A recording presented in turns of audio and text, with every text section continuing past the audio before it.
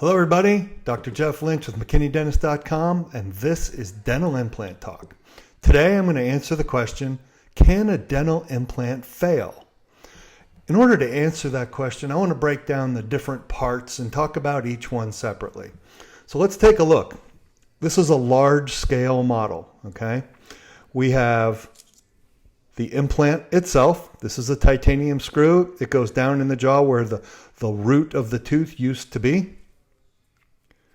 This is an abutment. The abutment screws into the implant itself, and then we have the porcelain crown that sits on the abutment. Okay?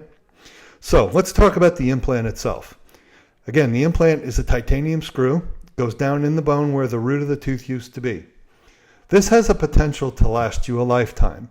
In order to get that far, you've got to do some basic things, and mostly it's related to keeping it clean. You brush and floss this just like a regular tooth, and you need to do it every day. You also need to maintain your hygiene and cleaning visits. Plaque or bacteria that builds up on this and gets down under the gum line can affect the bone around an implant just like it does a regular tooth. You can get an implant version of gingivitis or gum disease. And if the bone starts going away around an implant, that's when you can have a problem.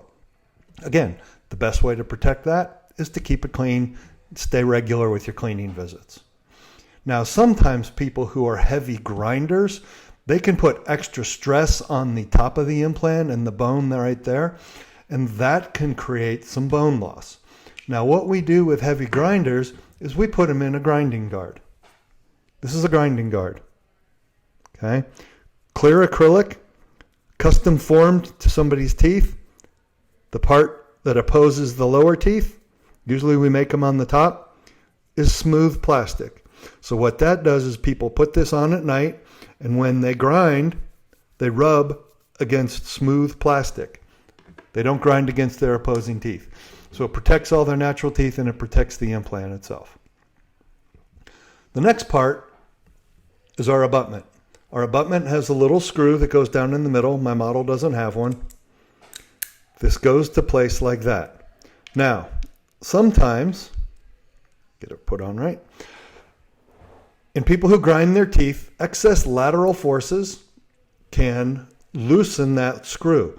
And what people will say sometimes is they'll call us and say, hey, my crown feels loose. So all we have to do then is drill a little hole, access the screw, tighten it back down in, and we're good to go. Again, heavy grinders, grinding guard.